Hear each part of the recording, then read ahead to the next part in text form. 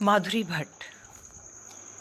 ओह, ये करुण पुकार कहाँ से आ रही है? लगता है अभी अभी किसी नन्ही जान का धरा पर आगमन हुआ है। लेकिन ये हृदय विदारक आवाज तो सामने के कूड़े के ढेर से आ रही है। तो क्या किसी ने? दफ्तर से लौटती हुई थकी हारी रूपा दीदी, जो एक आंख से देखने में असमर्थ हैं, और उनके पति पंडित सीताराम जी जन्म से ही सूरदास हैं।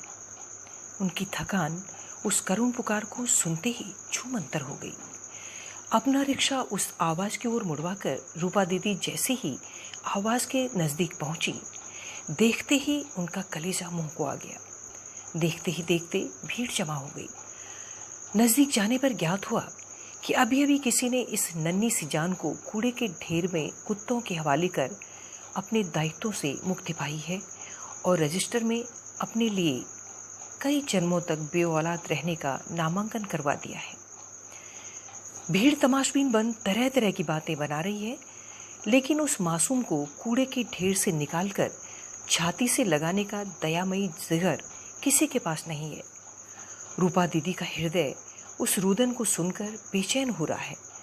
नन्ही जान अब भूख से भी विफल हो अपनी नन्ही नंगली उंगलियों को मुंह तक ले जाने की कशमकश में लगी हुई है। ओह, कितना हृदय विदारक दृश्य है। लगता है जैसे मासूम कली अपनी जन्मदात्री से सिसकी भर भर कर प्रश्न कर रही हो, हे माँ, तू इतनी निष्ठुर कैसे हो गई माँ? 9 महीने किसी जान को अपने गर्भ में रखने की शक्ति जिसमें हो, वो भला इतनी कमजोर कैसे हो सकती है? ओह, समझ गई माँ। शायद तुमने सोचा होगा कि मेरे बड़े होने पर तुम दहेज नहीं जुटा पाओगी, या फिर इस बेरहम जमाने में घूमते हुए भूखे भेड़ियों की नजरों से मेरी अस्मिता न बचा पाओगी, या किसी ने तुम्हारी ही अस्मिता के साथ खिलवाड़ किया है माँ, जिसे तुम अपने माथे पर कलंक लगने के डर से?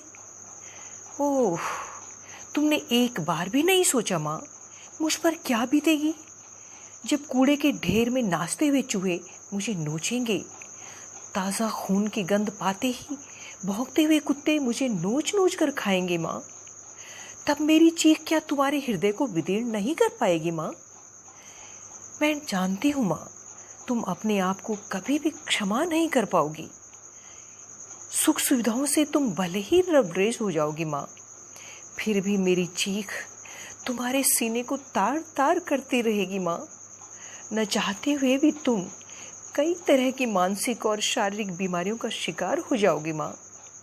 कोई भी चिकित्सक तुम्हारी बीमारी ठीक नहीं कर पाएगा माँ। क्यों तुम इतनी कमजोर पड़ गई माँ? मुझे एक बार सीने से तो लगा लेती माँ। सारा जमाना तेरा दुश्मन हो भी जाता तो क्या हुआ, मैं तो तेरा सहारा बन जाती माँ। आखिर जमाने के डर से कब तक मेरी जैसी न जाने कितनी नादान कलियां अपनी अस्तित्व को मिटाती रहेंगी माँ।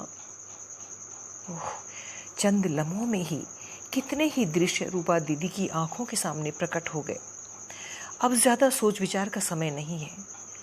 घर पर मेरी आंखों का तारा इकलौता बेटा गुल्लू मेरा इंतजार कर रहा होगा, लेकिन इस नन्ही सी जान का क्या? अपने हृदय की आवाज को साक्षी मान रूपा दीदी ने तुरंत भीड़ को चीरते हुए नन्ही जान को अपनी बाहों में भरकर सीने से लगा लिया। अपने पति सीताराम जी पर उन्हें पूरा विश्वास था कि नन्ही जान को पिता का नाम देने में वे एक बार भी नहीं हिचकेंगे।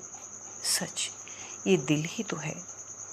सत्य घटना के साथ पटना से मैं माधुरी भट्ट।